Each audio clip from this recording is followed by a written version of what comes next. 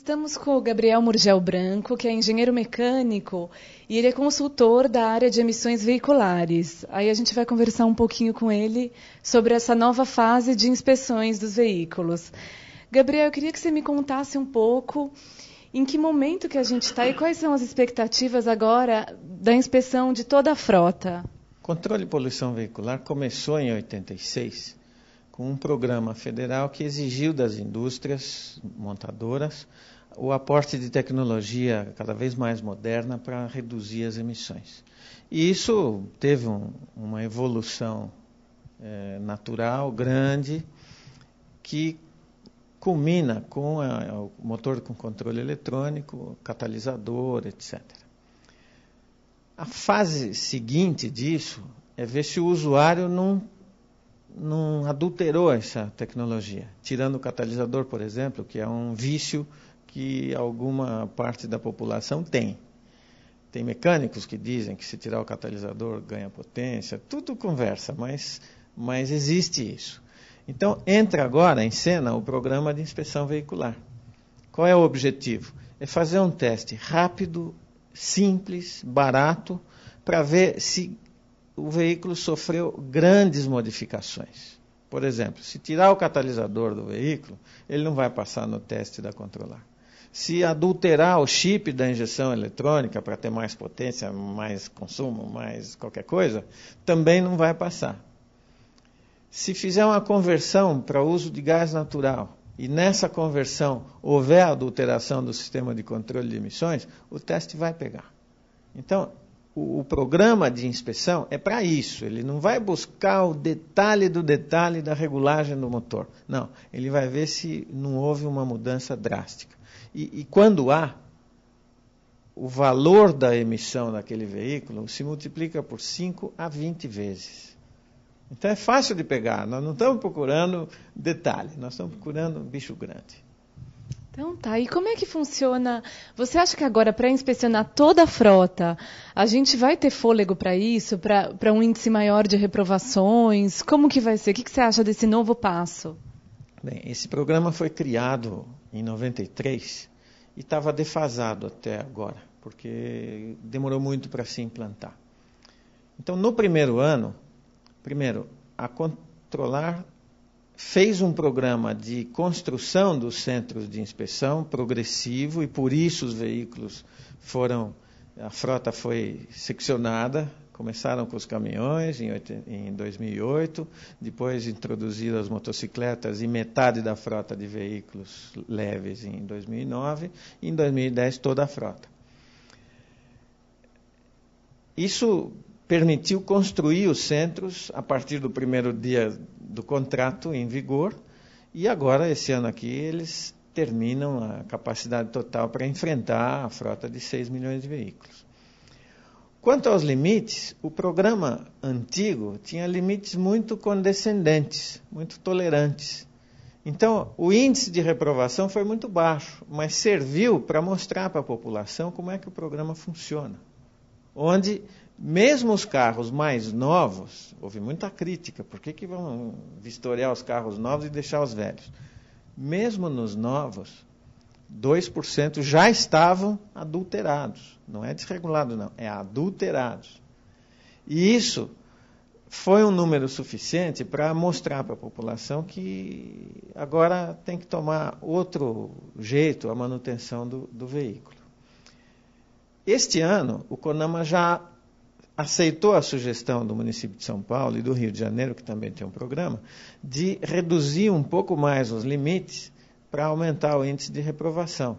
Nada grave ainda. Quer dizer, para não passar nesses limites, o veículo tem que estar muito adulterado. Mas essa redução foi feita de uma maneira estratégica para não reprovar mais do que 15% da frota. Então, capacidade de resposta, a gente vai criando à medida que o programa vai se implantando e se fortalecendo. E quem está fazendo isso é a Secretaria do Verde e Meio Ambiente e lá no Rio de Janeiro o IMAI, que é aliás, é o INEA, a antiga FEEMA, que é o órgão estadual de lá. Aqui na CETESB também se trabalha nesse assunto, mas a CETESB ainda não implantou o programa estadual. Uhum. E como é que agora vai ser esse trabalho em parceria com a Inspeção Veicular de Segurança? Esse é um desafio a mais, porque quando o CONAMA criou o programa de inspeção veicular para emissões, o DENATRAN também quis criar o de segurança. E os dois ficaram patinando nas dificuldades políticas até agora. O mais importante de tudo é que os dois programas sejam conjuntos, feitos em conjunto, de forma que o usuário faça uma inspeção só, num lugar só. Hoje, em São Paulo e no Rio, o usuário vai lá, faz uma inspeção de gases, uma inspeção visual para ver se não tem nada adulterado grosseiramente, e uma medição de ruído quando o veículo tem sinais de que o ruído também está adulterado. Acrescentar uma inspeção de segurança nisso é fácil na medida em que todos os contratos de inspeção de emissões já prevêem que a entidade inspecionadora deixe um espaço reservado para quando tiver a inspeção de segurança ser feito ali. E, Gabriel, eu queria que você me contasse um pouquinho. A Controlar está usando um equipamento de monitoramento remoto também, além da inspeção de cada veículo. Eu queria que você me contasse um pouco do papel desse sistema e como que isso pode ser aproveitado, pode ser aplicado. Esse é um aparelho interessante, porque é um aparelho que fica colocado na calçada da rua, emite um raio infravermelho cruzando a rua e na primeira faixa de rolamento de veículos se coloca um espelho, esse raio infravermelho volta. Então os carros que passarem na primeira faixa, entre o espelho e o instrumento, eles passam cortando esse raio, deixa a fumaça ali na frente do raio infravermelho e esse aparelho consegue medir a emissão que está saindo daquele carro.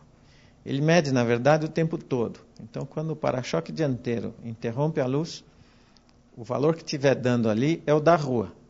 E quando o para-choque traseiro libera a luz, o valor que der ali é o do carro mais o da rua. Faz-se uma conta e sabe-se quanto é o do carro. A Controlar faz isso no sentido de tirar uma fotografia da cidade antes do programa ter sido implantado e agora está tirando de novo uma fotografia da cidade depois do programa para ver a diferença. Então, esse instrumento ele tem algumas aplicações muito importantes. Ele não substitui a inspeção, mas ele pode orientar muito de várias maneiras. Primeiro, um veículo que é flagrado com uma emissão alta pode receber uma cartinha dizendo o seguinte: olha, o seu carro está emitindo muito, de maneira que você devia fazer uma manutenção antes de fazer a sua inspeção na data prevista. Isso já reduz o trabalho de ir, ser reprovado e voltar de novo. E reduz o trabalho da Controlar de ter que fazer 2 inspeções em vez de uma só. Há quem pense que é hora de dar uma multa quando flagra um veículo. Eu penso o contrário. Eu acho que é hora de mandar uma cartinha dizendo: presta atenção, você tem um problema. A outra aplicação é monitorar o que está ocorrendo na cidade. E isso permite verificar quais os carros que fizeram a inspeção há pouco tempo e já estão poluindo de novo. É gente que aluga o catalisador para a inspeção e depois tira de novo. Isso pode ser pego. Ou pode monitorar qual é a eficácia dessa inspeção. Será que inspecionou mesmo ou não? Então serve para monitorar de todos os ângulos. Monitora a Controlar, monitora o programa, monitora o usuário. Essa é a vantagem do sensoriamento remoto. Com uma vantagem adicional: esse equipamento consegue medir até 2.000 carros por hora. E faz uma média diária de 8 a 10 mil veículos. É o único equipamento que dá esse volume de produção de resultados. E você acha que agora, combinando uma inspeção para a frota toda, mais esse monitoramento remoto, quando que a gente pode sentir uma melhora na qualidade do ar, nas emissões dos veículos? Quando que você acha que a gente vai conseguir ver essa redução? Olha, a emissão dos veículos, a estatística de emissão de veículos já mudou.